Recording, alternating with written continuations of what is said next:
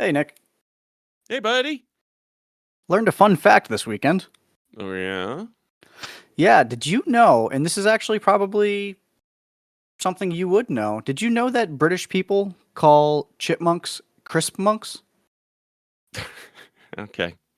I'll give you that one.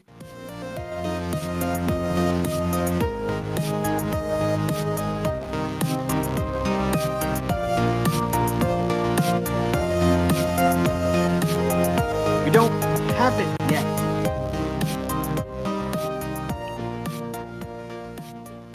Hey, what up, friends? It's We Don't Have It Yet, and we're happy to be back with you on another happy week. What a show have we got for you today? It is going movies. Baseball is back in more ways than one, including a fun new game that I'm excited for. Pokemon is invading the pinball world and possibly mapping the real world. We have a chump of the week. Always back with Backlog Buster Brothers. And then finally our assignments of the week. After that long intro, let me say hello, Mr. Sir Wyatt. How are you?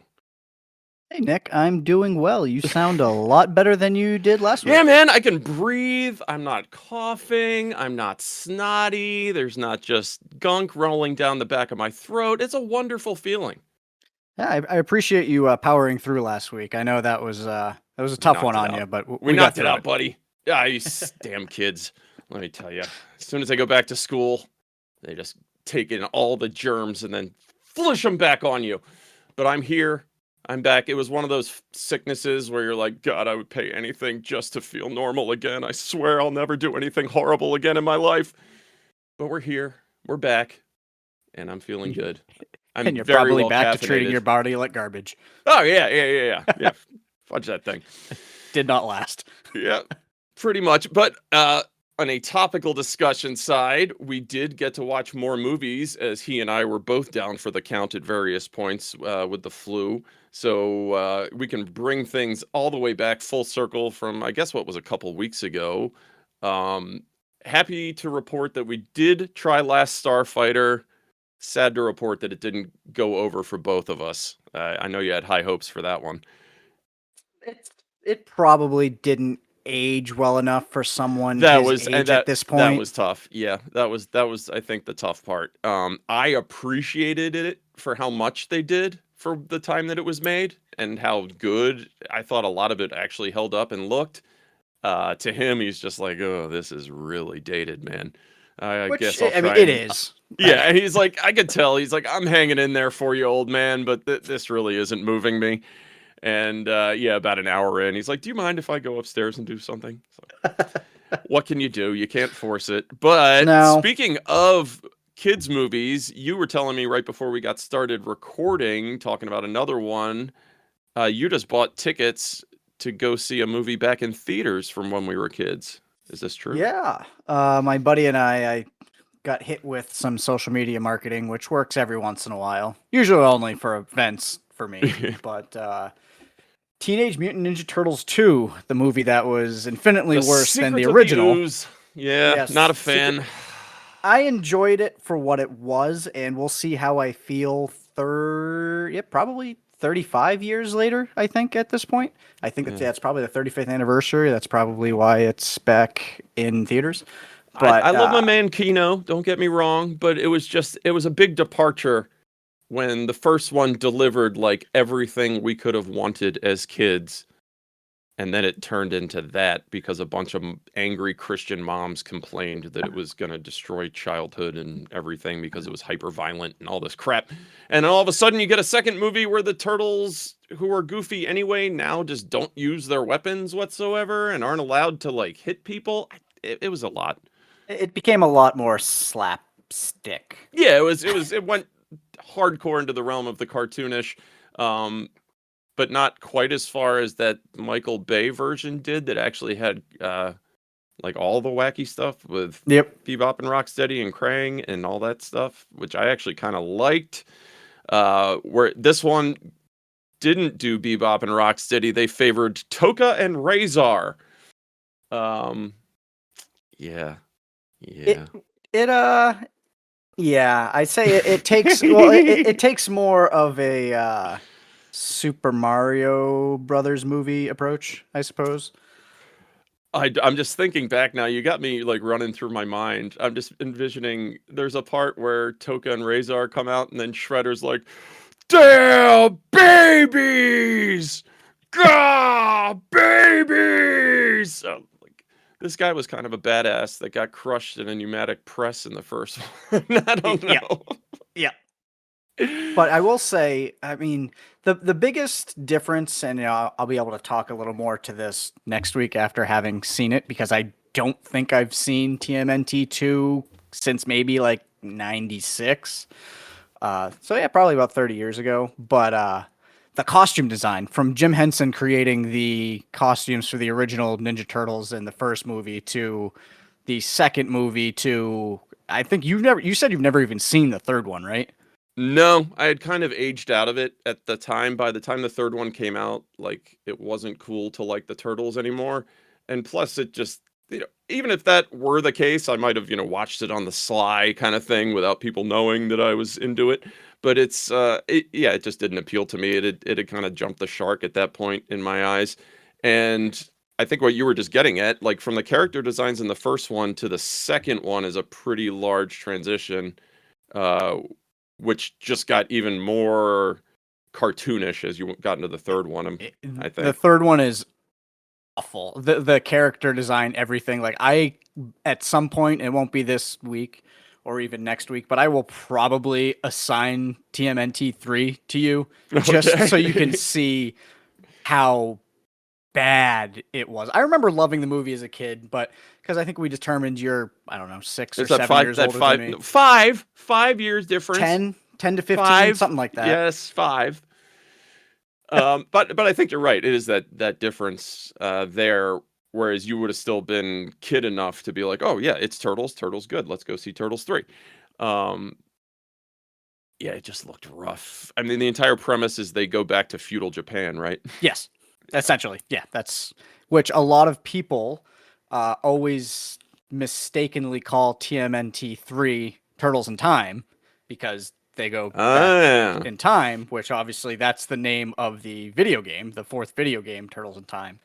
But I know there's lots of people, and I think even myself included, probably a few times have called the third movie Turtles in Time because why wouldn't it be called that? They That would make so go much back in more time. sense for cross promotion, but I bet there's something there, like they didn't own the rights to that name, Something but maybe like the video that. game publisher did, and those two studios didn't like each other or what have you. I don't know.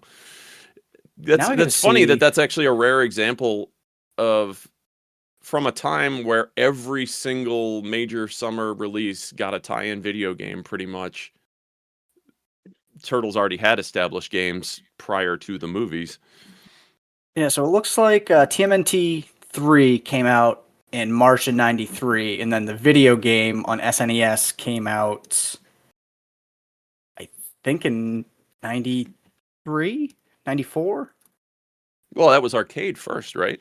It was arcade first. So Yeah. actually, no, I'm way off. Turtles in Time actually came out in 91 in the arcades. That And sounds about right. yeah, and it looks like 92 on SNES. So yeah, the Turtles in Time video game came out a year earlier than the Yeah, so Ninja Turtles 3 TMNT, came the out. arcade game, I think predated the first movie, did it not? We're going to get into a whole thing here, but And that had to everyone's be like, "Wow, you guys know this stuff so great." right. Yeah, it's very impressive. It was like Yeah, 89 yeah, ish, and then the movie was 90, 90, yeah, 91. Yeah. yeah. So I think the first one came out in 90, the second one came out in 91, and then TMNT 3 came out in 93. Okay. Well, I'll tell you what. I'm not going to go see it in the theater, but I will rewatch it with you when you In do see it, so we solidarity. can come. Yeah, solidarity, and we can come with fresh eyes, or at least you can defend it, and I can say why it sucks. Whatever you want to do. Uh, We'll see. All I know is Vanilla Ice is in the movie. So and Ninja Rap cannot be discounted. If the movie was like good and still included that, I think it would be more endearing.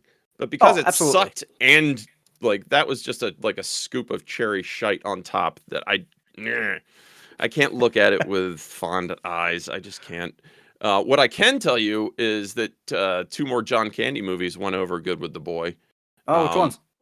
so we watched Summer Rental Yep. and Great Outdoors. So both types of John Candy leading man vacation family movies. I hadn't seen Summer Rental in forever, and I don't know when the last time I saw that was, to be perfectly honest with you. It's been a long time.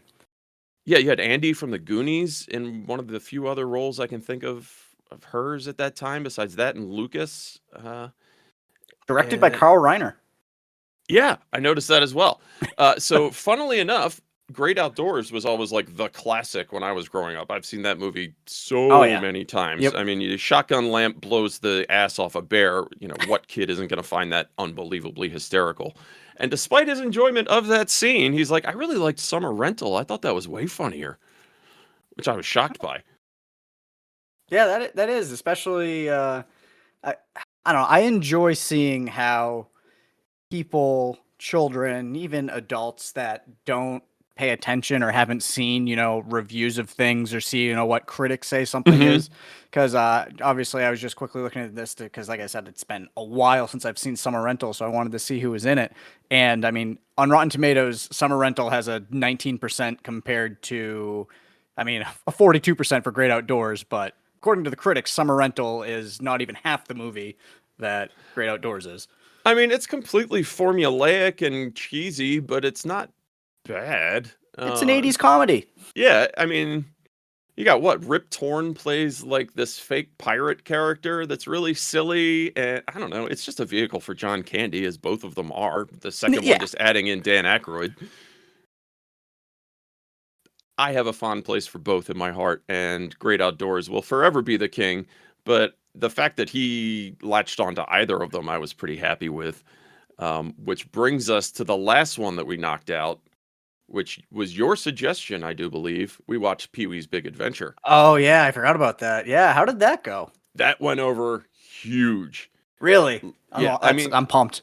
it doesn't hurt anything that movie just opens up in the best, like, most kid-friendly way possible, because it's, him getting up and doing his morning routine. Hmm. And despite being dated, it doesn't really matter because he's kind of got the Rube Goldberg of everything going on to make his Yeah. breakfast and brush his teeth and all this great stuff. And yeah, that one just captivated him straight through and was a huge hit. So I was really happy about that. And I was like, okay, this is a reach, but do you want to check out the TV show? And we made it like 10, 15 minutes into the first episode. And he's like, I'm not so sure about this. This is totally different from what I just experienced in the It movie. is, yeah. And it really is. I mean, I think we watched the pilot too, so that was maybe even more Real, of yeah. a step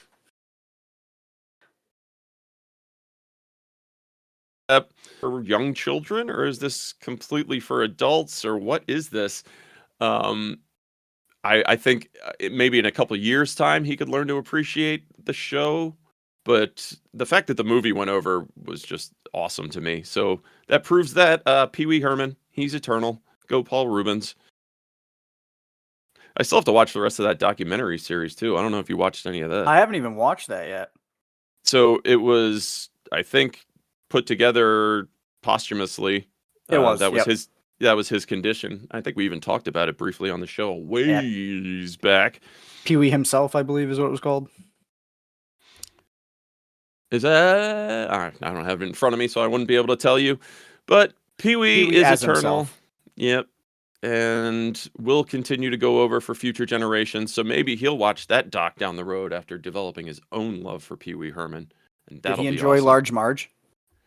That was one part that I predictably thought he might have a problem with, because that part scared me when I was a kid. Yeah. He didn't say that it was scared, but I guess the part where her face morphs was claymation.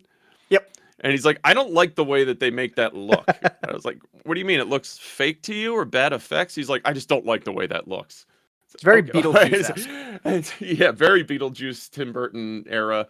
And Wyatt just put a transition photo of Large Marge transforming into our chat window, which really, yeah, it's a disturbing image. Especially if you're not expecting it. Yeah. But Yeah, he didn't actually really have a problem with it. It was just like, "Oh, okay, that's what we're What doing was now." that? Yeah, exactly. But yeah, new love of Pee Wee, new Pee Wee fan, and well, transitioning out of my week sick on the couch, and hopefully into something representing feeling healthy and springtime and full of vigor. Baseball's back, and you have a bunch of baseball stuff you wanted to talk about this week. Yeah, we talked probably a few weeks ago when we had a nice little segment on the women's pro baseball league. Hmm. Uh, and we're now pretty far deep into World Baseball Classic time. We have Venezuela playing Italy in the semifinals to see who plays against the U.S. team for the title of best baseball country in the world. Yep, the DR got viciously robbed last night. Yeah, that was brutal. That call, there was two terrible calls. Uh, Yep.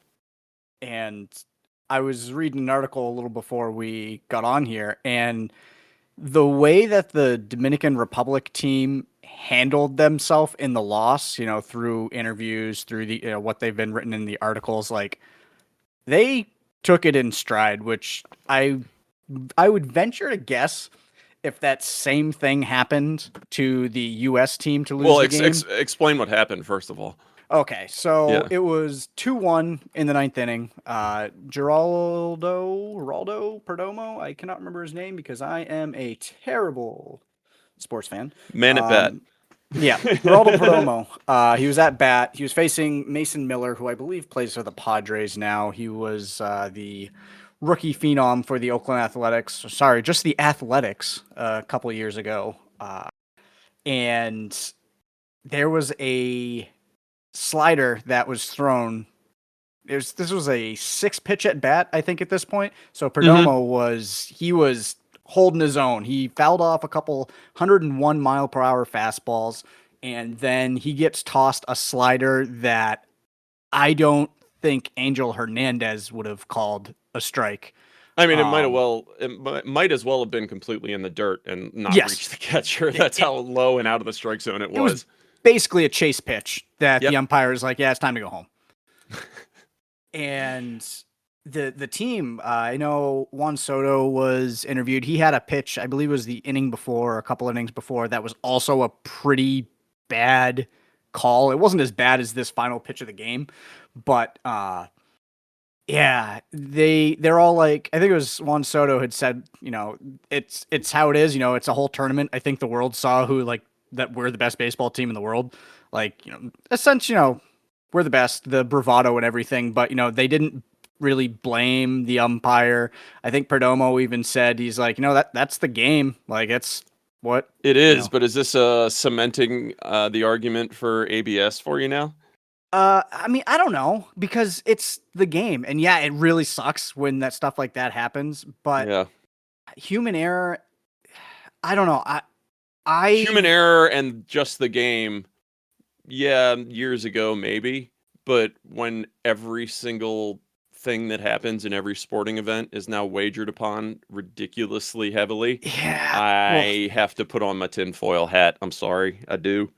I mean, that's why I will always say that I think sports gambling is Always I don't say we know, a just plague. disappeared. Am I here now? Yes. Gambling's a plague? No, gambling's Yes. one of the finest things that a person can do if he's good at it. No, that's a Simpsons quote. I Yeah. love gambling. I really do. But I think, yeah, putting it on phones has been one of the dumbest things that we've ever done.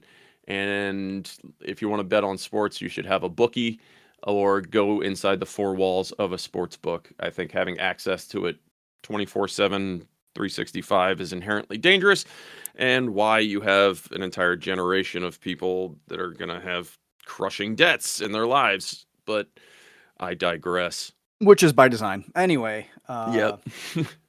yeah, so the United States moved on to the finals, which wasn't a given in the group stage because U.S. manager Mark DeRosa, who is not a coach, he's not a manager, he is an MLB TV analyst, or sorry, MLB network analyst. Who did, as an analyst, didn't even know how the tournament worked because he was under the Yes. impression that their ticket was already punched when they still had to win another game. And here's the thing about that. I don't know if you read this, but so he was interviewed, had no idea that they weren't in yet. Yeah.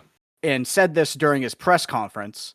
And I believe it must have been MLB heard or something, but that video was just immediately scrubbed off the internet as soon as they were like, wait a minute, we can't have our coach not knowing. This makes us look bad. Is. Yeah. Yeah. And I think DeRosa came out after. He's like, no, I knew. And if you watched that game, I believe it was against Italy. Gosh, they were hungover. Yeah, well, if you the seventh they inning, admitted once as you much saw the as seventh inning, yeah. like once DeRosa found out, I think because I think it was someone on X or one of the social media sites, one of the big reporters had made a post during that game, like if the U.S. doesn't win this game, they might not make it. He meant Twitter, the folks. next round. Nope. It's X, man. But yeah, so a reporter had made a post basically saying that if the U.S. didn't win that game, they might not be making it out of the group stage. And that was about the seventh inning. And then Team USA basically turned it on in the seventh inning to win that game. So they were very clearly just like, oh, we already have it in hand. We're not going to try. We're moving on. Well, he said they'd gone out, they celebrated basically the night before the game.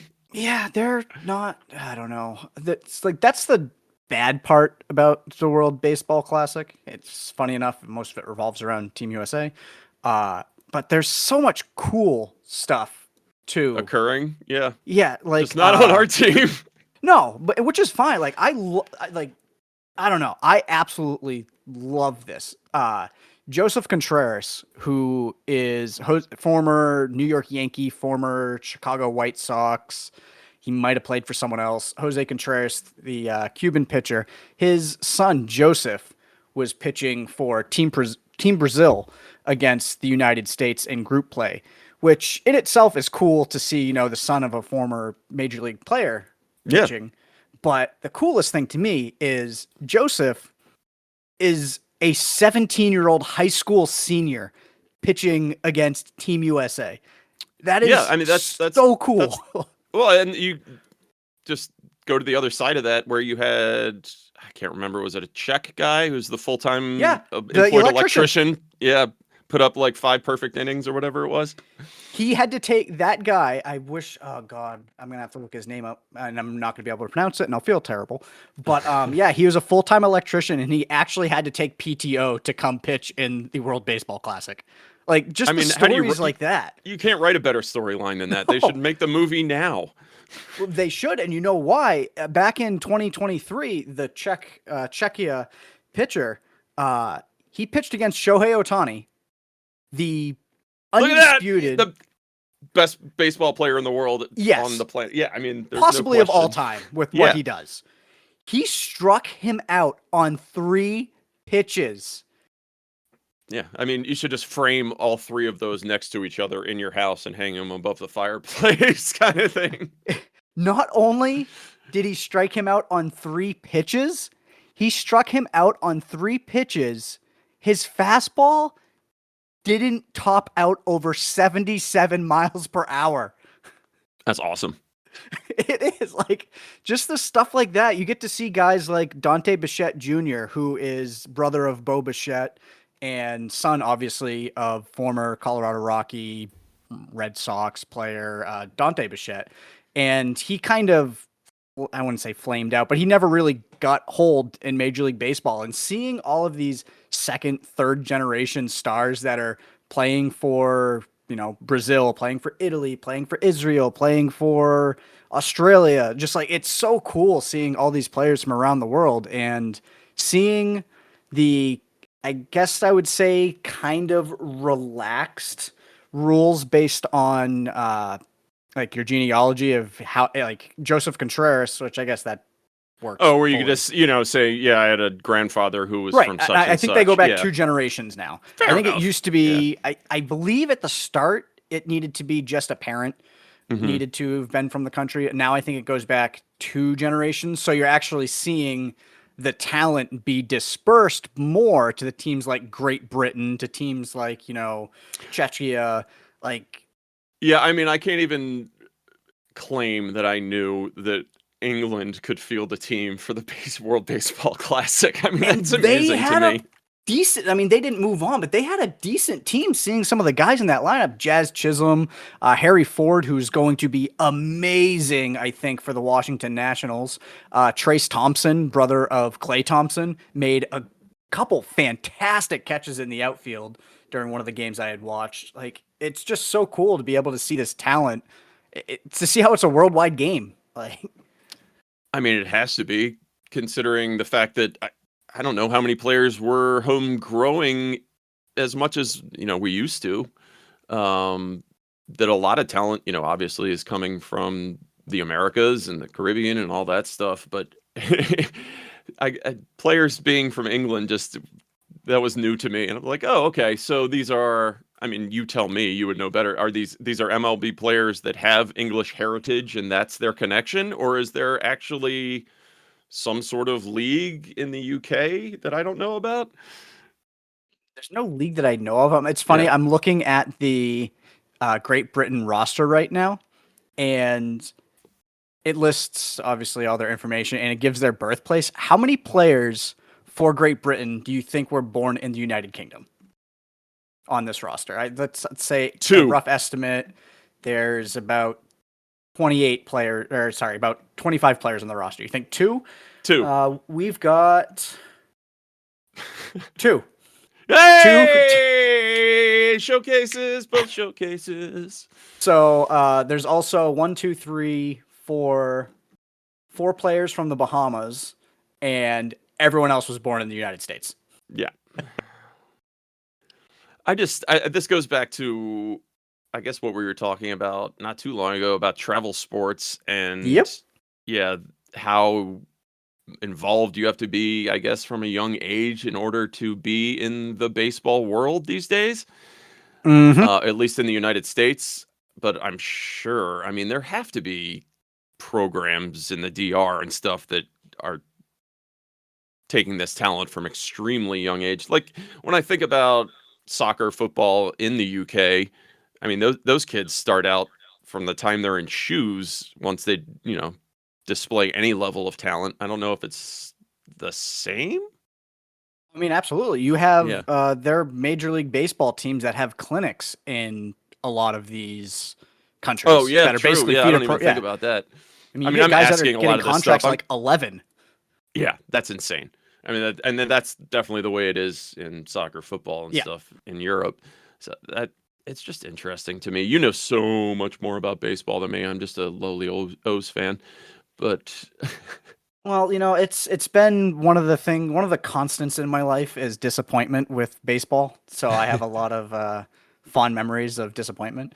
Well, you wouldn't have been disappointed that you just got the new MLB video game. Yeah, that was completely out of nowhere, actually. Transition. Yeah, good job. I'm going to call him a friend of the show. Why not? Friend of the show, Ben, who does some work for MLB the Show. He gifted me a copy of MLB 26. That's pretty sweet. Yeah, and I skipped the game last year. I just, I don't know. I didn't have the time to play many video games. Like, really, starting this podcast is what, and quitting my business is what gave me time to start playing games again. So I just never really got around to it. I was actually probably going to borrow last year's game from the library here sometime soon, just so I had something to play for a little bit, because why not? And it's fun. I mean, I really enjoy baseball games, and a big shout out to Ben for giving me that. Was it on PS5 or something? Yep, he gave me a copy for PS5. I think it's now on PS5, Xbox, and Switch, out for Switch too. So my favorite part, and I think this has been part of MLB the Show for the last 4 years, I believe. Is the show the last big baseball annual franchise? Yeah. Okay. Yep. There's nothing else. The only thing that was remotely close, maybe, Two things would be Super Mega Baseball, which you and I played, I think, a couple games together with. That's my favy, just Yeah. because I like arcade style stuff when it comes to Yeah. baseball. And then the other one was the RBI baseball franchise, I believe, tried Oh, making a right. very short comeback. That was a really Yeah. crappy game. I actually think MLB themselves were the ones that produced that game. Um, and I think they tried that for a couple years and they realized, oh yeah, no one's buying it and it's a bad product, so why are we gonna waste the money? But I am the walrus. my favorite, what I was saying, my favorite part of MLB the Show, and it has been since they introduced it, was there's a mode called Storylines, and it's all about players from the Negro Leagues. And Bob Kendrick, who is the president of the Negro Leagues Museum, he does little snippets. Each year, I think they do somewhere between like 4 and maybe 8 different players throughout Negro League history. And you can play essentially through their careers. Like you'll have a probably 90-second to 2-minute clip of Bob Kendrick talking about, Mammy Peanut Johnson, who was a pitcher for the Indianapolis Clowns, and he, gives you some insight on her, and this is what she was when she did this. And then the game drops you into a moment where it's like, okay, you need to strike out the side to do this. And Oh, that's cool. I like Yes. that. So it's like And recreating the moment from history. yeah, yep, and it goes through that, and it basically brings you through their life, and he tells you a little bit more about their stories, about what they've done. Roy Campanella's in this year's version, and seeing his story and stuff. It's just, I don't know, Bob Kendrick, and I said this on social media, and I'll say it here for anyone that listens to us that maybe doesn't follow us on social media. If you enjoy baseball and you enjoy baseball history, you have to listen to Bob Kendrick's podcast called Black Diamonds. He talks to different either historians or baseball players or people involved in baseball about Negro League legends, about, baseball back then, about integration, all of that stuff. And they're usually, I think they're about an hour and a half long. And every time I finish an episode, I wish it would go on for twice as long. Like, I don't know. That stuff has just always been so fascinating to me. I can get behind that. I mean, God, I just I say just a couple of years ago now, the Ken Burns baseball. Yep. I need to watch I think they came out with a 10th inning maybe, or 10th, maybe even 11th inning. I've watched the original 9. I think we watched it in college for one of my classes, but yeah, I think he came out with a new inning. But that may have very well been what spurred me to rewatch it, because I think it was on the Canopy, the streaming service Yep. from the library. We love talking about libraries and their amazing services. There you go, folks. I streamed it for free on there, probably because that came out. Whether I Yeah, it actually looks watched like- the new part or not, I can't remember. Yeah, so the original baseball documentary created by Ken Burns came out in 1994, and then in September of 2010, he released the top of the 10th and the bottom of the 10th inning.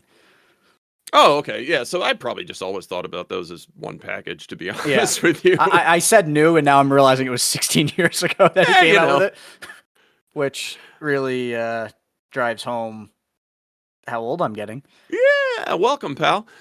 It doesn't get any easier. Before we get off the subject of baseball, you had broached the subject of a fun minor league game that you were thinking about.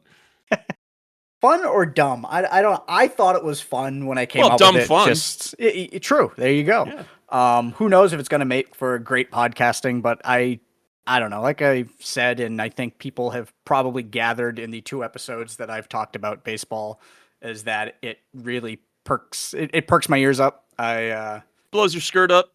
Gets your blood really flowing. does. Yeah, Yep. it does. Trips your trigger.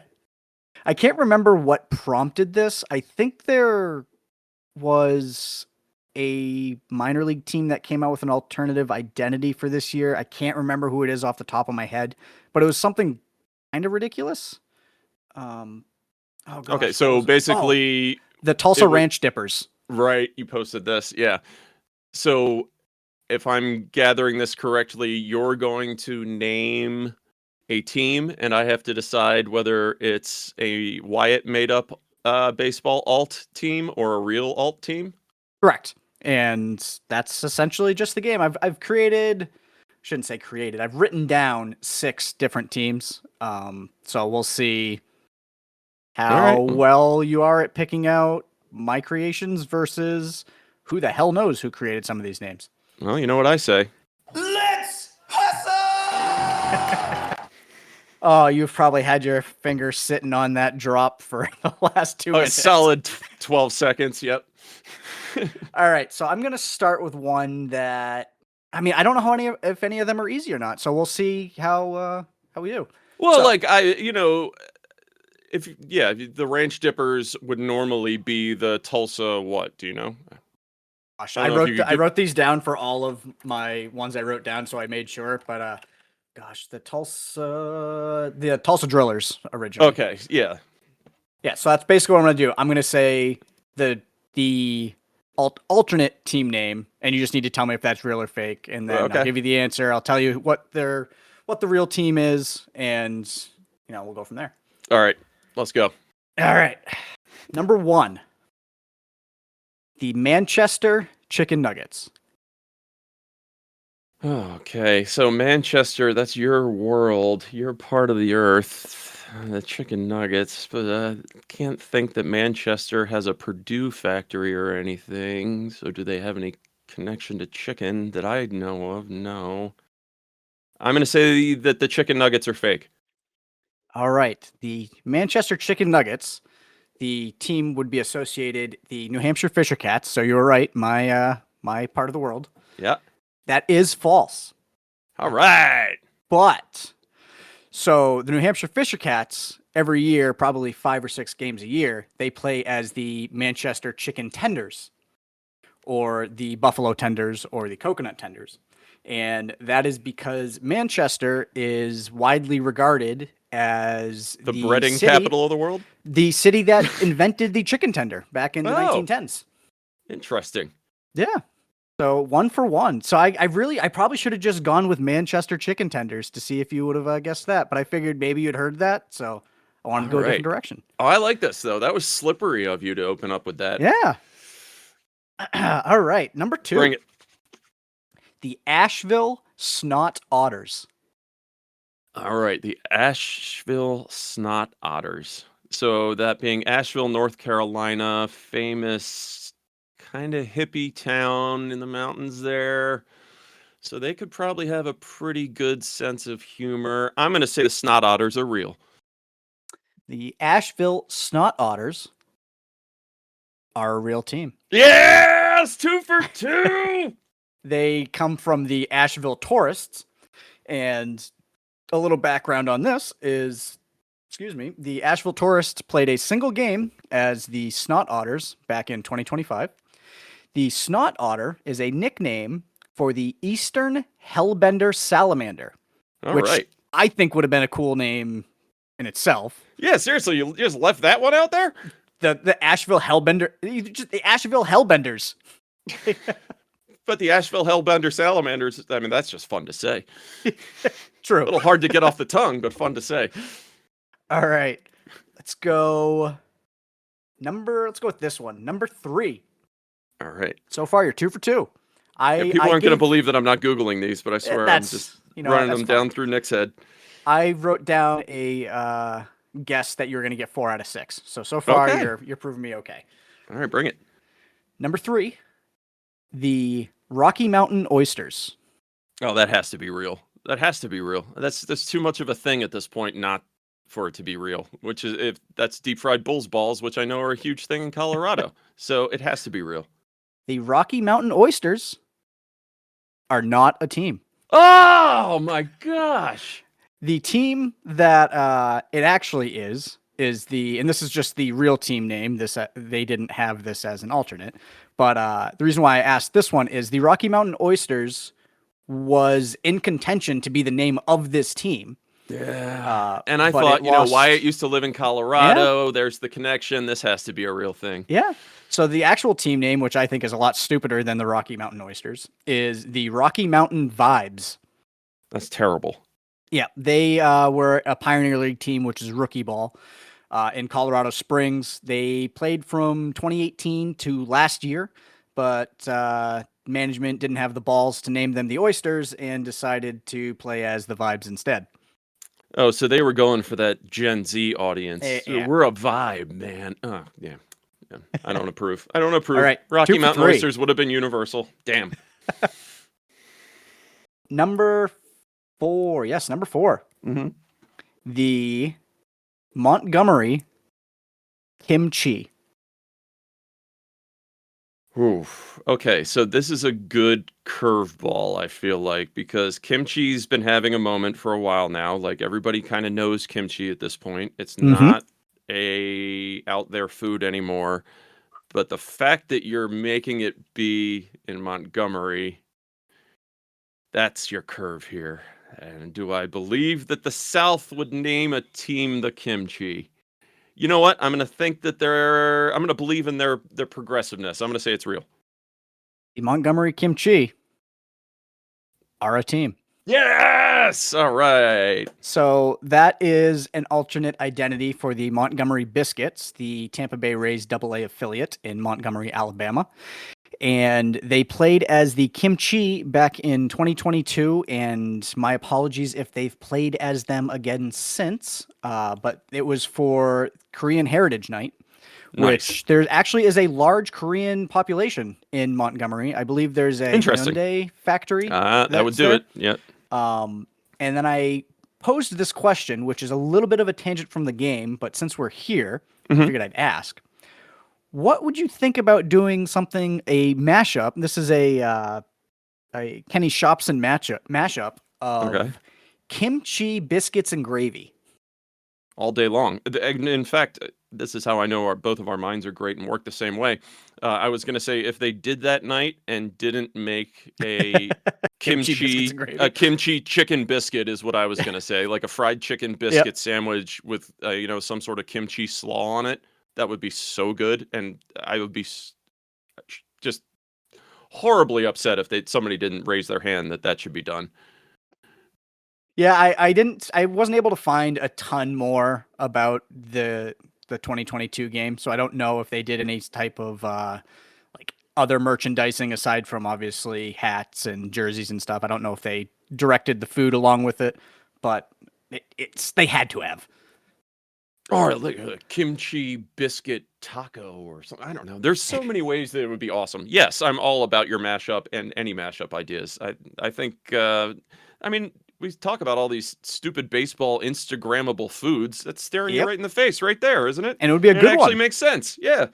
Unlike, what was the one that we saw this week? The White Sox sushi milkshake. Yes. Which... serves no purpose other than taking a picture of saying, "Isn't this weird?" Yeah. So where are we? Let's see. You get correct. So I think you're 3 for 4 right now. 3 for 4, 2 left. 2 to go. Let's do this. Which one? Which one do I want to go with? Let's go with this one. The Jersey Shore GTLs, and this I might have to explain this one a little more because I'm not sure if you're familiar with the late 2000s, early 2010s. MTV. Gym Tan Laundry. Gym Tan Laundries. The Jersey Shore Gym Tan Laundries. Yeah, I never saw the show, but I spent enough time in various beach locales to be familiar with the references. Yes. Yeah. That's another perfect fake if it's not real. You're a sly one, Mr. Wyatt. I love baseball. I love research. So this was so fun to put this together. On the nose that I'm going to say that it's fake. Oh, it is fake. Yes! I was hoping I was going to get you with that one. And I am very surprised that I looked a couple times. I'm like, how? I don't know. This was the Jersey Shore Blue Claws. I don't know. So Jersey Shore does have a team, but I think I read something. I don't know if it was them, but a team did do a Jersey Shore night where they celebrated, the show. So I was very surprised. Like, you're right. That sounds like a name that they would use for a game, right? It does, and it's super on the nose, especially as an alt name. But I think what pushes it over is that the Jersey Shore or Ocean City, New Jersey, is much more like family friendly. Yeah, and so they don't want to be associated with all of that. And that's probably what made me lean more to the one side. Well, this takes us to another quick tangent. So Okay. talking about family-friendly entertainment, did you see the chaos that was happening with the Atlanta Hawks and the night that they wanted to have, I believe, this past week? Oh, yeah, that was so lame, man. They wanted to do Chocolate City stripper night or whatever. Magic City, I believe. Magic City, excuse me. But Atlanta strip club themed game night. Yeah, which Why it was can't still you going to have be that? family-friendly. Why does it have to be? Leave them kids home for the night. It's one night.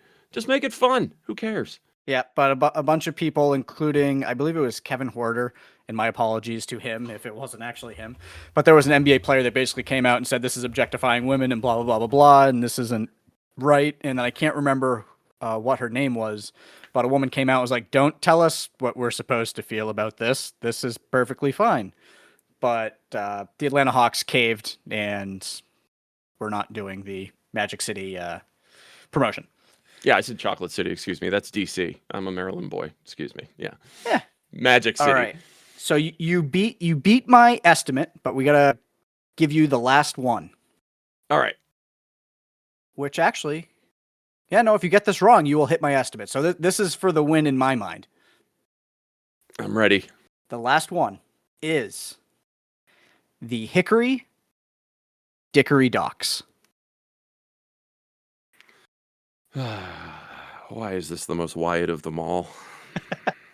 I wish you could see me right now. My fists are clenched. Like I'm taking this very seriously, Wyatt.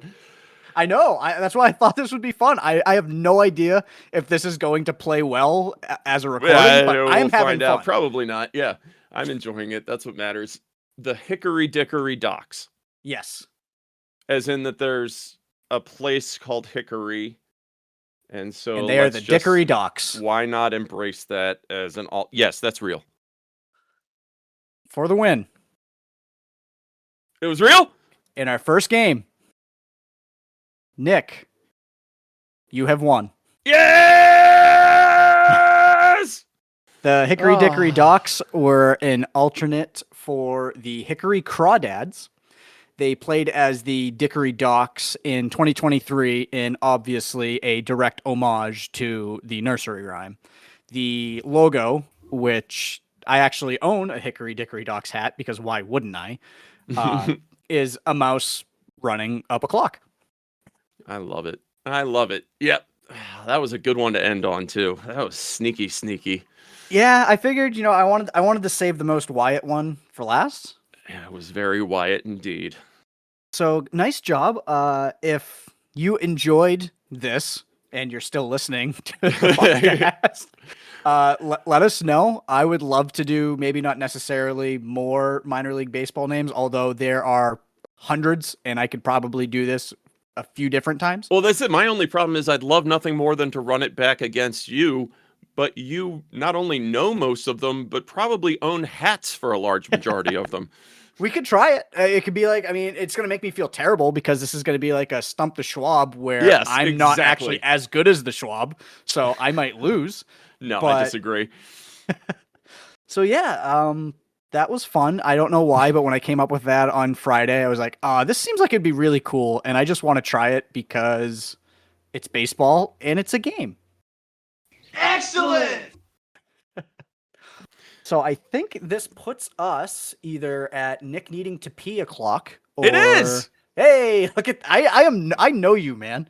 I think you got the beats down to the show here. All right, so we're gonna take a quick break, and we'll be right back. See you in just a sec. K-Tel Records presents the most inspirational Christian rock band in the world, Faith Plus One, featuring the very best in good, wholesome Christian music. Oh Lord, you are my savior. You know I miss you so much when you are gone. With great inspirational songs like I Wasn't Born Again Yesterday. Yes, I may be born again, but I wasn't born again yesterday. I wanna get down on my knees and start pleasing Jesus. I wanna feel his salvation all over my face. The CD is filled with instant classics. Who doesn't remember? The body of Christ, sleep, swim his body all muscled up and toned. The body of Christ, oh what a body, I wish I could call it my own. You 1 time, 2 times, 3 times my Savior. Well, Whenever I see Jesus up on that cross, I can't help but think that it looks kinda hot. This album is not available in stores and limited quantities are available, so order now. And we are back, and I assume Nick played us a very fun, not going to get us tagged for anything I commercial. still think I think if we asked for permission from Weird Al, he would be perfectly fine with using the Spatula City bit. It's those damn rights owners, not the artists. It's true. All right. So as a quick recap, Nick won the fake real name team game. Inaugural run of the fake Yeah. real team name. I wish game. I had a prize for you. I should have had you playing for a prize, or maybe have you playing for a prize for a listener. But Come back. I with didn't theme think that music. far ahead. Oh, that's a good idea. We should do that sometime. Yeah. So this is something I believe you brought up, and I wanted to touch on quickly. I saw this yesterday, and it kind of just perked my ears up a little bit. Hit It's me. something that I think has been happening more and more. As we both know, everything is becoming a collectible these days. Scalpers are trying to make money on anything that ever releases. Mhm. So the Pokemon Arbitrage. pinball game came out, which has Yeah, we've just talked started about popping a up. little bit before. Yep. The pro units have been shipping out to arcades and buyers the past couple weeks or so. I saw a listing on Pinside, which is a marketplace for pinball machines. Yeah. Someone listed they're not even in hand yet, but they have paid for it, and it will be shipping at some point. Limited edition Pokemon cabinet pinball machine. Oh, okay, the for- LE. So anybody that doesn't know, there are 3 versions to Stern machines. You should probably Yes, clarify yeah, I that. guess There's- that's true. Yes, There's a pro So- version, which is that goes for about $7,000. yeah, 65.7, Yeah, and then there's a premium version, which I believe is between 9 and 10, maybe. usually closer to the over 10, I think. I was gonna say because I know the LE I think is between 12 and 13. Yeah, and then only some machines do they even do an LE of, which is 750 units. yeah, they limited did run. for Pokemon. So Which definitely the is- most sought after of the bunch. Yes. I know I'm the one that brought this topic, but just thinking about it just makes me annoyed. But anyway, so someone had secured one of these 750 limited edition Pokemon pinball machines. Doesn't have it in hand yet, but he's trying to list it on Pinside for Six figures? $100,000. Yeah, go on, son. Yeah, $100,000. Love it. For your right in line for the machine, right? Well, no, at least you get to get to- buy it. You're not just Okay. paying, because there are some people that That are also paying for will pre-order literally slots. sell Yeah. their spot in line for anywhere between $5,000 and $9,000, which is stupid in itself. So for the $100,000, you get a limited edition Pokemon game. There's no. I mean, sure, I guess it's something cool to. If it's something you So you're care paying about, a what? I guess it's A 9x premium, basically. yes. 8x, Just- something like that. The person who listed this said that they wanted to open their own home, or not home, sorry, their own arcade business, and that this was going to help fund that purchase. Which, if you're wondering, We're a GoFundMe society. yeah, it wasn't really well received by That's good. anybody. That's good. There are a few other people, which I'm a little confused because this person posted an update to their asking, and Pinside actually took their ad down saying that they weren't allowed to sell something that they didn't have in hand. But I've seen other ads up on Pinside for LEs that these people, which is still way more than I'd want to pay, but these people are looking to get between 23 and 26 grand for limited and I edition, mean, which this is still It sucks. It sucks. It has nothing to do with pinball or people that want to pay pinball. It's just about Speculators. speculative investments in things that they think will appreciate. Yeah, it sucks, mean, man. like our friend of the show, Ian, who does a podcast with Pat Contry, the Completely Unnecessary podcast. It's something that they've been following for years. The speculation on the video game market of these people that are just buying and grading video games with the hope that, oh, this is worth $10,000 now. This is going to be worth $50,000 in a year. Like, I have to buy this and, make money. And that's but that person, doesn't give a shit about Mario kind of thing. No, exactly. Yeah. And that I think is what's going on with some of this pinball stuff at this point, especially a property like Pokemon. And this is maybe, I mean, there's no doubt that this is attracted a lot more attention than your standard Stern release. I was going to say, like, Star Wars had a little bit of it, but I think this is the first one where you're going to see people that really had no interest in pinball that are now going to prick their ears up because I mean, Star Wars is, the 950 millionth Star Wars machine out the gate at this point. It's tied into pinball. I think you saw a little bit of the same type of crossover maybe with Harry Potter. I don't know how much that's out there, but they're obviously reaching, for fandoms versus just pinball people. This one, I mean, made a splash much bigger than I was anticipating or hadn't really thought about how much of a big splash it would make. This is by far the biggest thing outside of the pinball world that's getting a lot of attention. Yeah, I'm curious to see in 6 to 12 months what these are going to be going for, because I do think that these are going to be ones, and like I hate the speculation market, but I think these are gonna still go for money because all the Pokemon, like, there's gonna be Pokemon collectors that want them.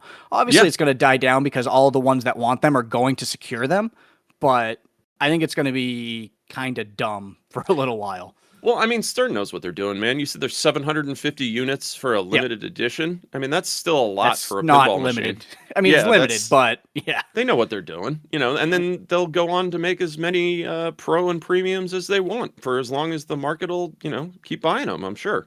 But when you're talking about, even big pinball machines usually only have a run of a few thousand. Am I wrong to say that? I would say probably, 2 to 4,000 maybe. Yeah, so I mean, 750 as a specialized is a lot. Yeah, that's a pretty good number, but obviously the market's going to be there. But I'm not paying $100,000 for it, nor am I paying $13,000 for it. I would maybe pay. I think I've thought about this many times. I'm not flush with money, probably never will be. But if I had a little bit of extra money, I think $5,000 is the absolute limit where I would be like, I want to get a pinball machine. Like, anything over that's like, I don't know, man. Like, that's real money at that point. Exactly. And well, I mean, it's anything. If it's your thing, it's your thing. You've got your van. Obviously, that wasn't a small That's my pinball machine right there. Right. But I think, I'd have a hard time buying one limited edition machine for $13,000 or whatever insane amount of money it is, when I'm like, oh, I could buy 3 used ones for that or more, maybe. I don't know. And now we're getting into pinball talk, which is perfectly fine because we haven't done a lot of this lately. But I don't know about you, but at least with Stern, I don't know. It's all the same.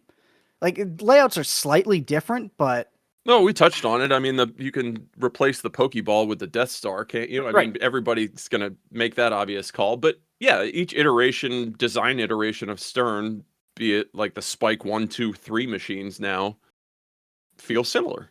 They have the ramps, they have the orbits, they have these things, and they're just repurposing them, which, whatever. If the theme is good enough, like they took a shot with Dungeons and Dragons, with the way that they built that out, with it actually being like a campaign mode where you have your character and you go ahead and you complete things, like, and it's progressive over plays. Yeah, it saves your progress and you actually have to try and complete the campaign, which Venom did a lot of that too. Yes, which Venom's another one that a lot of people, we have one of those over at the club, and a lot of people don't really care for it. I think it's kind of fun, but I love it. Yeah, I'm on the out on that one, but yeah, I don't know. The 80s and 90s and maybe early aughts pinball machines, like, that's where I think I really enjoy the different stuff that's done with those things. Just seeing all the modern Stern machines is really just a repurposing of parts, which That makes sense. I mean, it's saving money. You're not It's having not- to reinvent the wheel every Yeah, time. it's not bad. It's No. not bad. They're just It's smart business. They're distinctively Stern, and they do have a production line feel to them that you can very much tell that these two machines came off the same factory line kind of thing. I guess I don't know. It's just different models of the same overall car design philosophy type of thing. Yeah, If you know what I mean there. Like, Ford puts out a new suite of designs. They're it's kind all of built all off under the same one yep. umbrella. Yeah, I feel like that's kind of the same way. And for better or for worse, when you play a Stern machine, it's a Stern machine. And I would say that that's, for me, it's for the better because they play extremely well. Stern machine. Yeah, no knock on Stern whatsoever. Like, well, when the machines are working the way that they are meant to be working, that's pinball, they play baby. great. Yeah, exactly. That's. But I mean, when you compare it to something like Jersey Jack, which have had some very different feeling flipper experiences over the course of the games that they've released, Stern, it's kind of like you're at least guaranteed a minimum bar of quality as far as the way it plays and feels. Was Jersey Jack's the one that did Harry Potter, or who was that? Yes, they did Harry Potter, Okay. but like some of their old games, like Toy Story and Willy Wonka, Did they had do a very distinct John? flipper feel. They did do Elton John. Elton okay, John was Elton John was the first release where it was like, oh, all right, my shot actually has some power behind it now because some of their older games, it felt like you were lifting the ball up with the flippers kind of thing. Oh, we got down into a pinball hole here, didn't we? Yeah, that's all right. Or would that be a pinball drain? Oh. Hey, that was I think we just tilted. You just just lost our bonus. Yeah. Speaking about Pokemon, since we talked about that for a little bit, you brought to my attention that Niantic is using Pokemon Go data to train robots. Oh yeah, delivery robots. I think that's great. Well, I don't, but I think it's funny. I know very little to nothing about Pokemon Go. I've never tried it, never played it. As we talked about in previous weeks, Pokemon just wasn't something that was really on my radar. Are the players aware that they're being used for this purpose? That's the only thing that would bother me, really. I don't know. I played Pokemon Go for maybe a couple weeks when it first came out, and it was very obvious to me, and I don't know if it was because it was spelled out or just because of who I am, but it was very obvious that you playing this augmented reality game with you using the phone on your camera to take photos and video of different locations around you was going to be used to train something. So I genuinely don't know if it was spelled out to users or not. I'd like to think a lot of users probably could put two and two together, but at least they're just aggregating the data and then using it for another purpose versus, I'm not speaking to say that they're not doing this because I don't know, versus localizing everything down to the individual user and using Pokemon Go as a way to track where they are, what they're doing, who they're looking at, who they're talking to, and everything else that other apps choose to do in real time these days. If they're not doing that and just gathering the data and using it for this other purpose down the road for money, you know what? I'm kind of fine with it. That's what according to the article, this is the IGN article I was reading. According to that article, that's essentially what they're doing.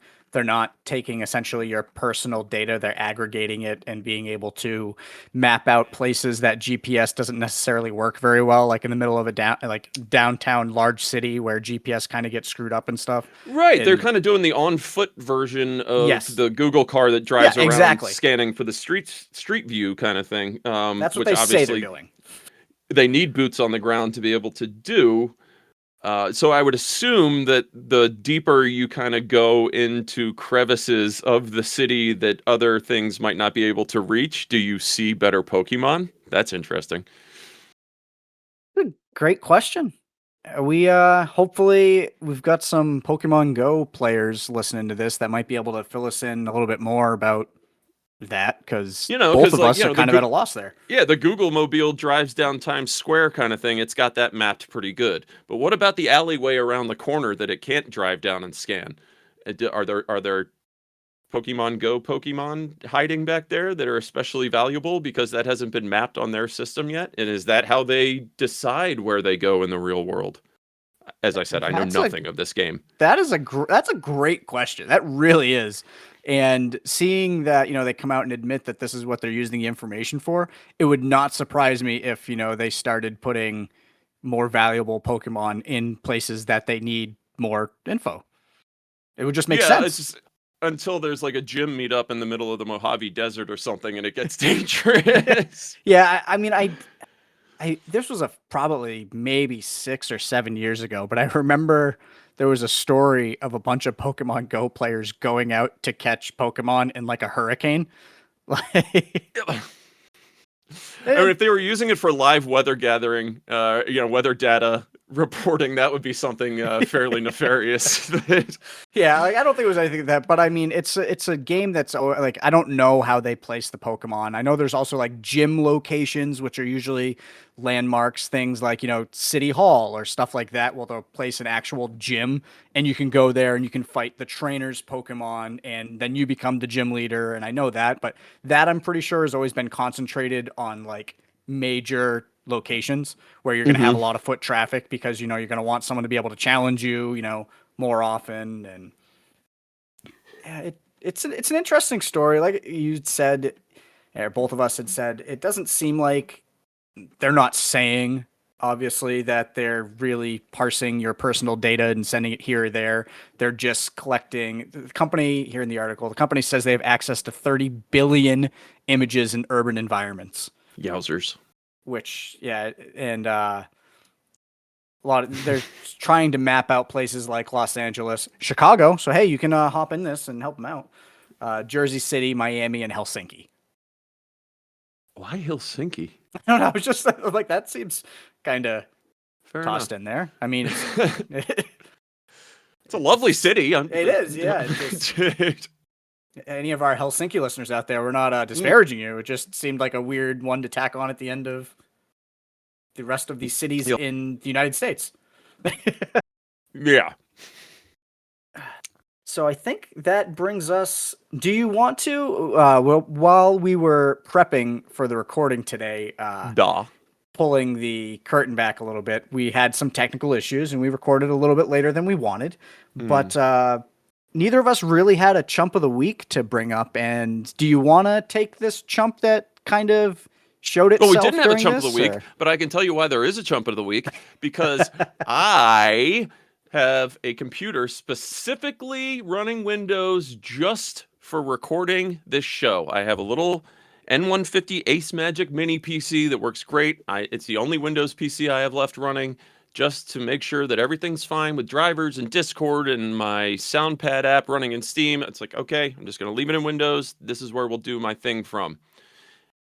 Safe to say, fire up this PC that I only use for recording this show today, and all of a sudden nothing's working.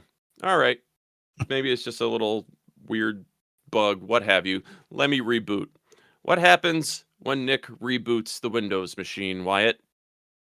Let me guess. It installs Windows 11! I didn't told it not to install Windows 11. Never install Windows 11. Don't update shit without me saying okay. No, I reboot my computer that was on Windows 10 that I was fine with, and it installs Windows 11! So, Microsoft, Microslop, whatever you wish to be called now, you are my absolute, complete, and possibly forever chump of the week. Suck it. And you are my chump of the week. Jump. Damn chumps. So, got me fired up on the fly. I forgot all about that. I know. I was kind of that seemed like genuine Nick getting fired up again. I don't think that was manufactured. So that brings us to Backlog Buster Brothers. Let's do that thing that I can't find right now.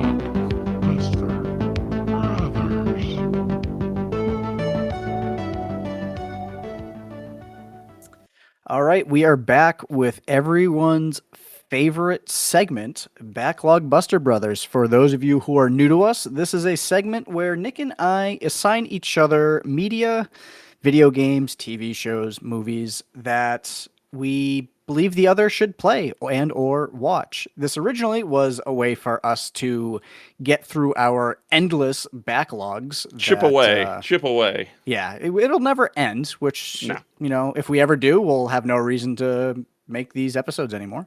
And But then people will be really happy. it evolved a little bit into we're trying to chip away at our video game backlogs. And then when it comes to movies and TV shows, it's kind of evolved into more of, hey, I watched this. I think you should watch it too.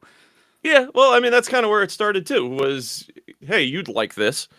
Because we often say that Wyatt and I have the same brain. During our blossoming friendship, most of the stuff we were just trading back and forth. Do you love this thing? I also love that thing. Oh, you don't know this thing? You'd love that thing. So here we are, 32 weeks later into this show? Yeah. And it all started with Tim Robinson and me telling you needed to watch Detroiters. And he was right. And now it's the reason why our podcast is called We Don't Have It Yet. It's why Nick has 7,000 different Tim Robinson drops. I will get revenge on you. So, Nick, let's start with you. I was gonna say, you want me to talk? I can talk. Yeah, so this past week, I assigned you a show that Caitlin and I watched the first season of while we were on our little vacation getaway before bed each night. And we're about halfway through the second season now, still enjoying it just as much as the first. It is the Michael Schur and Ted Danson Netflix comedy, A Man on the Inside. Yeah, so I had never heard of this, let alone knew that it was in a second season until you mentioned it to me last week. And I actually watched the first episode twice because I had watched it by myself after you had assigned it to me, and then my wife had seen it on our TV, and we watched the first episode together again. And I've only gotten a few more in since then, but really pleasantly surprised how much I'm enjoying it. It's just one of those, it's a nice show, isn't it? Yeah, it's not a show it's not like a show that relies on vulgarity or, like it's very PG to maybe very lightly PG-13. It's network comedy. It is. It totally is. But it like in a fun, bordering on PG-13 type of way, whatever you want to say. But, in that realm, and there's nothing wrong with that. Some really good performances here. I guess I'll give a quick give everyone what the overview of what recap. the show is. Yeah, so Ted Danson plays an older male, as he is in real life. He's a retired engineering professor who's also a widower. And he's fine, but he's kind of without purpose and just kind of floating along. And his daughter, played by Mary Elizabeth Winstead, am I saying that correct? Ellis. Mary Elizabeth Ellis. You said that last time too. Yeah, sorry. Different the waitress actresses. from It's Always Sunny in Philadelphia. Yeah. Who I have to say, even though this is still a comedically good actress, man. She's a really good actress, and I'd love to see her in some more stuff that's a little, out of the outrageous that is the world of The Waitress, so to speak, and Charlieisms and thing. But anyway, she plays Ted Danson's daughter and says, like, you got to do something, Dad. You can't just putter around the house, read the paper, and, go to bed every night. It doesn't work. You need a reason to get up in the morning. You have to find a hobby, a purpose, something. Which he, like me, content to be on his own, introvert type of person that maybe needs a little nudge to get out there and interact with other people sometimes. Yep. But responds to a ad that he sees in the paper for an older gentleman that I think the only requirement was must have phone, because they thought must know how to use phone was a bit too much of an ask. And so he's an investigator and becoming a resident inside of a retirement home where this PI believes that someone on the inside has stolen an extremely valuable piece of jewelry from one of the residents. Am I missing anything there? No, that's basically the and quick of so, it. yeah, despite the fact that he very much is an age-appropriate person to be living in this retirement home. He's kind of a mole on the inside, doing his investigation to see who has, stolen this thing. But along the way, obviously, it's more about the humor of him integrating into this old folks society. And there's some great characters that they've implemented in there. Not least among which is Sally Struthers, who you had mentioned was in this to me, who I swear to God, I'm not sure if I've seen since the old commercial. Way back on daytime TV, Sally Struthers used to appear during pretty much every commercial break, advertising for a service that would get you involved in job education. So if you're interested in becoming a HVAC technician, or you too could do something with your life. She's obviously aged a fair bit in the last 35 to 40 years. But she's hilarious in this, dude. Yeah, she's probably one of my favorite parts of that first season. Oh, no. Oh, man. Oh. Nick's not here either. No, I'm here. Okay, you might have to... You got some Wyatt packet drops in there. You're fine. Well, hopefully it's on your end, or hopefully your end will keep up. But anyway, let's take a 5-second pause so you can find where to cut this and cut it back in. Yeah, I got you. 3, 2. You agree that Sally Struthers is great. Go. Yeah, Sally Struthers is probably not my favorite, but absolutely one of my favorite parts of this first season. She's fantastic. Also, the her name escapes me, and you'll have to help me out, from Brooklyn Nine-Nine and Twisted Metal. Stephanie Beatrice. Thank you. I loved seeing her in a little more of a, I don't know, just like Serious? a laid back, not serious, but like a little, more laid back, every woman type of role. Yep. That she's playing someone that's a little more just reserved and normal versus a very out there in your face type of personality like she has in the roles that I'm more familiar with. And it suits her very well, I think. Yeah, she's a lot of fun. She plays Dee Dee. She's the manager essentially of the assisted living care facility. And she has her own issues that you kind of see pop in and out. And that's one thing that I enjoy about the show is every character is flawed. But there's nothing wrong with any of them. But that doesn't make them bad. Exactly. Reminding all of us that we're all flawed. Yeah, and it's just how we deal with that. Yeah, but I like the fact that they kind of, at least very early on, nod at the fact that she's probably keen on that there's something going on, but did she do it? Didn't she do it? Who is this person? And even though it's just kind of, the whole setup is just a way to distribute comedy, it actually has a pretty fun through line plot going on so far, and I won't ruin anything for anybody, but even for a cynical bastard like myself, there's a lot to enjoy here. Yeah, I know you said you're not too far into it, so you might not have seen Ted Danson, Charles's grandkids too much yet, but they are probably, and you might appreciate it a little bit more having your own son, but the kids, the 3 grandchildren of Ted Danson's character, are hilarious in every scene that they're in. Like, the actors they got to play those kids are perfect for the roles. Do I know them from anything? I have no idea who any of them are. Fair enough. To be fair, I don't really know young actors because, Deuce Basco is one of their names. No, I mean, the names aren't going to mean anything exactly, to me. I thought, if you said such and such from the thing you love, okay, fair enough. He's from Santa Clarita Diet, apparently, which I haven't watched yet. I heard it's pretty good, but I haven't seen it. I don't know that one either, I don't think. Yeah. But yeah, there's him. They have 3 kids and, 3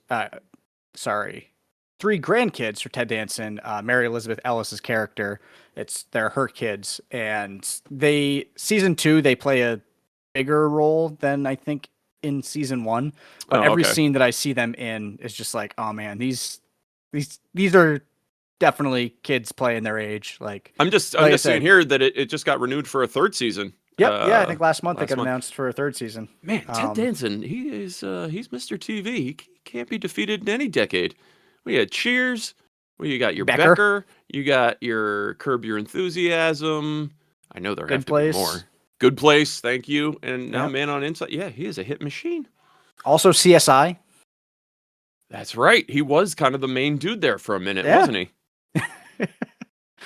Yeah. Wow. He's been around since what, like 83, 82? So I've never known a world that did not contain Ted Danson as a prominent figure. You know, I was there during the 3 Men and a Baby age when he was trying to get out of Cheers, you know, make his way in Hollywood. You rooted for him. And Tom Selleck. You'll see in season 2 if this is something that you want to keep watching, and it's not really giving anything away, but Mary Steenburgen, who's his real life wife.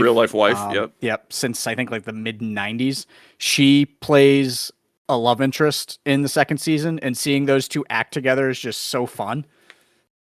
It is, but I do wonder if it's been a bit done at this point. Yeah, I mean it has. But, you know, this is 78-year-old Ted Danson doing it now.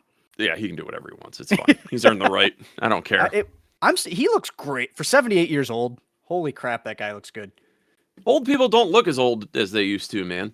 It's People true. don't age like they used to because of, you know, took the lead out of the gas and everywhere isn't completely filled with cigarette smoke.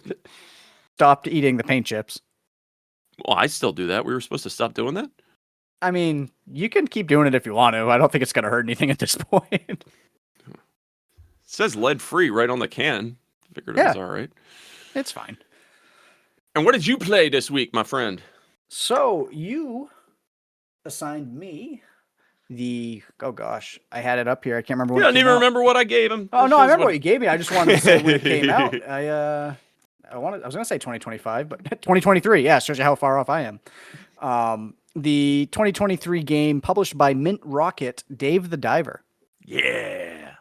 I got about 3 hours into the game. I will admit that I think I told you this during the week that I got sucked into Slay the Spire 2 too many times. It happened. Didn't even think about Dave the Diver, but I did put in about 2-3 hours of the game, and I can see myself going back and continuing to play it. I was going to say, that's enough time to get, you've played through a couple restaurant shifts at this point and gone fishing a few times, right? Yeah. Yeah, I assume it probably just adds a few more mechanics. It probably makes, recipes are probably a little bit harder to create. It gets more hectic during the restaurant scenes. I'm sure it's just more building on top of what it is, and you're going to get, you can start breeding your own fish in tanks.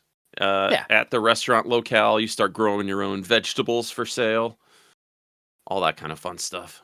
Yeah, so and then there's a million add-ons now with Godzilla and all sorts of tie-ins that they've done as DLC.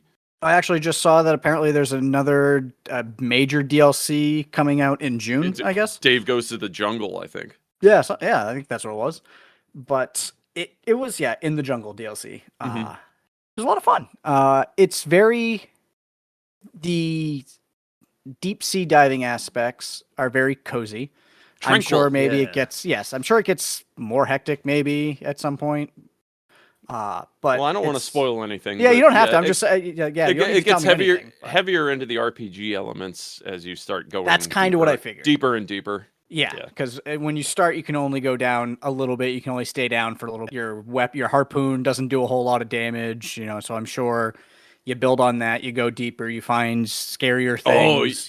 I don't know if you've interacted with the weapons mage yet, but that's one of my favorite parts of the game.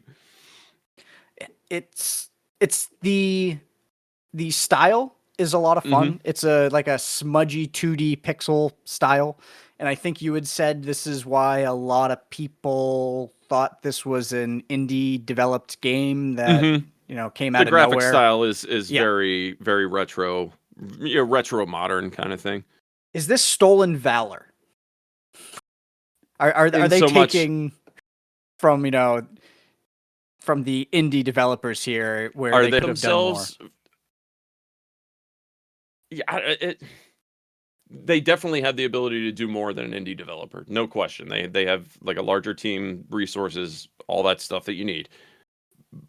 But unless they submitted themselves for awards consideration for Indie Title of the Year, then I don't know if they did or not, which I doubt they did. Anyone in their right mind wouldn't do that. And, the publisher maybe does stuff outside of the knowledge of the devs, what have you. But, I mean, if they just made a game in that style, why can't anyone do that? Anyone can do that. That's not the exclusive territory of the indie developer that's only allowed to make more simplistic looking stuff. Like, no, that's silly. So that's just an issue with perception as far as I'm concerned. And if there's more to the story and I should be educated, please educate me. But as far as I'm concerned, much ado about nothing. I'll give you a little bit of an education here because I was looking at it very quickly while you were talking about this. And so it looks like the game was nominated for Best Independent Game for the Game Awards in 2023 and the Golden Joystick Awards in 2023. They didn't win either award, but they received a lot of criticism for the hoopla was that they were up for it. Yeah. Yeah, they blocked the inclusion of other possible indie games. And then everyone's favorite person, Jeff Keighley, the organizer of the Game Awards, came out and said, independent can mean different things to different people, and it's sort of a broad term, right? And to their credit, the game's director, the Dave the Diver director, Jae-ho Hwang, said he doesn't think the game is an indie game. So all the more power to him. And Jeff Keighley, once again, just kind of puts his own foot in his mouth because it seems kind of like what he does. I mean, what does he care, man? He runs a fake awards ceremony that he gets to decide the winners of, and it's pay to play to get in. So why wouldn't he? But yeah, I mean, as long as they're not selling themselves as that, then I don't really care. At the end of the day, it's the game that's delivered that I enjoyed, and I think it had a lot of personality and was a lot of fun, and I really enjoyed it. So yeah, it was not one that I would have ever expected you to knock out. In a week or feel two. like it's probably a lot. I'm going to guess it's probably like a 15 to 20 hour game, maybe. At least it's as long as you want to make it in a lot of ways. But the main story you can knock out in about that time, I would say. I'll be interested to hear, if you kind of, I want to dip my toes back into that and like go back to do another dive and, restaurant service, and then find yourself actually getting sucked into some of the more developed aspects that come through in the game that kind of turn it into more of a story RPG than you might expect at first. I could definitely see that happening, and it's going to be tough for me to make myself get pulled away from Slay the Spire 2. I don't know why that game has got such a strong hold on me again. I think it's because I put a bunch of hours into the original one and then swore it off for about 3 years, and now the itch is back. Yeah, you just you haven't seen your old friend in a long time, but you found as soon as you got back together, man, you were just firing right back and forth like no time had passed at all. Yeah, never even left. I'm gonna have to. This is one of the games I know we say every game we're still waiting to play Clone Hero together. That we're going to have to try it out because I have not had a chance to try the co-op mode of this, and it just seems super chaotic. And you'll have to let me know because I don't own it, and I'm still just dipping my toes into the first one. So yeah, I think it'll probably be a minute before I buy it. Yeah, play that more. And if you actually enjoy it, like I wouldn't just go out and buy it if you aren't really enjoying the first Slay the Spire. But I thought Dave the Diver was great. It's a game that I will come back to now and again, just to get some more into it. I do want to see how the game opens up. I want to see how the story kind of evolves, and I can see why so many people loved it. It's kind of funny looking at their awards section of their Wikipedia page. Like for everybody I've talked to that talks about how much they love this game, how great the game it is, how I see it everywhere, they have only won 2 awards, which is really 2 major awards, I guess I should say, which is kind of surprising to me for all of the like great things that I've heard about it. Yeah, and maybe that also just speaks to loudest squeaky voices. wheels being the loudest kind of thing, what have you, in that maybe it caught a lot of attention because people were upset about it with the Game Awards, but that made more people look into it and go, oh, this is actually a great game. Yeah. I don't know. No, I Don't know mean, where I'm going with that, but I don't think anyone does. And I don't think, I just have no clue. I'm curious to see all of the crossovers because like you said, and I'm seeing here, there's a lot of little like DLC and crossovers that have been put into it. Apparently it was limited time. Damn. there was a Like a Dragon crossover apparently, and I would have loved to have seen Ichiban Yep, he Kasuga. shows up at the restaurant. Ah, dang it. Yep, I played that. Oh, God, you have so much fun stuff in front of you. You're going to learn about Hot Pepper Tuna, one of the best songs that there is. I wish I had that drop now, but I'll definitely bring it for next week now. Oh, man. Oh, that soundtrack is so good. I'm excited to get a little more into it. Now that I'm seeing some of this other stuff, I think, not that I wasn't going to hop into it before, but I'll try to put a couple more hours into it this week. Nice. All right, so that brings us to our assignments. And Nick, I believe you owe me a movie and or TV show, and I owe you a video game. I do. So I'm going to give you something that I watched on Friday. Just speaking to how this is not necessarily backlog stuff, but this is a new one. I just really enjoyed it, and I think it's topical and good commentary on the state of society and things. On Friday, I watched the new Gore Verbinski directed feature featuring Sam Rockwell. Good luck, have fun, don't die. And I am going to assign it to you, Mr. Wyatt. I actually almost watched that this weekend, so I'm glad that it's going to be an assignment because it was already on my list to check out. All right. Well, yeah. Without getting too previews spoilery, I saw look great. Yeah, it's a fun premise. In so much to not give anything away, really, is Sam Rockwell plays a man from the future who just appears in a diner on a rainy night, dressed in sort of a weird techno future / hobo outfit, and says, "I need some volunteers to save the world tonight." And that's all you really know going in. And who's not gonna have fun with that?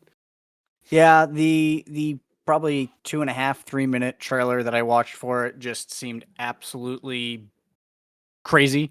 And I look forward to hoping that the trailer didn't give everything away. I was going to say, I don't know what's revealed in the trailer, but there's a lot of fun stuff in this movie. And yeah, just a really good time. So I think you'll enjoy it and gives us plenty of things to talk about next week that it touches on. All right. So I'm going to give you something that I actually gave you. So this will be kind of fun for both of us. All right, I'm ready. So I think probably sometime last year. Yeah. Gave me Cult of the Lamb! Cult of the Lamb! Do I get to play Cult of the Lamb? You just ruined it. Yeah. Yeah. So yeah, last year I think it was Walmart or Target or Best Buy or someone was clearancing out physical copies of Cult of the Lamb, and I snagged a couple and sent you one. Because he's the bestest guy ever. True. And the guy I'm a terrible friend that's left it on I've left it on the shelf ever since. Yeah. Well, you know what? You knew it was going to be coming as an assignment someday, so you were just waiting for that time. That's what it was. Yep. Even prior to the existence of this show, I'm like, I should leave that on the shelf because one day we might possibly have a podcast where Wyatt could have assigned it to me. All right. I'm excited. I have never played this one. I've always wanted to play this one. All right. Sweet. So do you know anything about the game? I know that it's procedurally generated, and that's about it. All right, so top-down shooter / Zelda-y kind of adventure something? I don't know. Yeah, that's basically the broad strokes. So the idea is you are a lamb who has to repay your debt to a god that saves your life, and you need to create a cult to worship that deity. Love it. And you have to take vengeance out on the deity that saved your life. And you create this cult. You create places for them to live, work for them to do. You can smite them. You can praise them. And then it's almost like a, what was the name of that game? Is it ActRaiser on Super Nintendo? Where you play essentially a god personified that you have side-scrolling levels where you actually do stuff, and then it's like a SimCity type build where you do the same thing. You create places for them to live and worship you. It's kind of like that, I guess I would say. It's a game I would say you don't want to play around your son. I Fair think enough. It's probably too too mature for him at this point. Maybe in a few more years he could play it. Well, I don't But- generally play stuff on the TV that much anyway. Yeah. I'm always on a handheld on the couch. So All right, yeah, perfect. It's going to be perfect on the handheld, which I guess if you're playing it on Switch, that makes sense. Self-launch is worth mentioning. Yes. One of my favorite publishers. Massive Monster? No, I said Oh, no, Devolver Digital. Sorry, I was looking at the developer. Yeah. Yeah, Devolver Digital. Yeah, I forgot that they were the publisher of this game. I'm down. I- I'm excited. I might pop back into this a little bit too, because it's been a long time since I've played it, and I know there's been a bunch of updates to this too. So, yeah, Can we play it together, or at least have well-intentioned plans to play it together that never I don't know. materialize? Is it co-op? Oh, apparently, don't know. it's couch co-op, Oh, bummer. which we could do on Steam, but I don't own it on Steam. I think we're about pushing 2 hours into this this recording here, so I think that's everything that we got this week. Is that all you wanted? Yeah, we're Well- about an hour and a half. Oh, okay, good. I'm just looking at the time before the school bus pulls up. Yeah, no, I think we're probably good to go. We've got our assignments. As we say every week, if you enjoy listening to us, please subscribe on your listening service of choice. Leave us a review. Share it with your friends. Anything you can do to put ourselves in front of others' ears or inside of others' ears always helps us grow a little bit more. We forgot, and maybe we'll do it next week. We're going to be doing another giveaway, another R36 T Max that we gave away a couple weeks ago, maybe a month ago at this point. I can't remember. 3 weeks ago, maybe? I don't know. Yeah, we gave one away, and we want to give another one away. So Yeah. next, over this week, and probably during the episode next week, we will explain how to enter the contest. And You were supposed to do that let's- this week. Yeah, Make we sure were. You do that next week. Yeah, you know. We'll figure it out. We don't have it yet. We'll That figure is it correct. out eventually. Do you have anything else you want to leave our adoring public with there, Nick? No, today, just that I love Mr. Wyatt, and We don't have it yet. All right, everyone. Have a great week.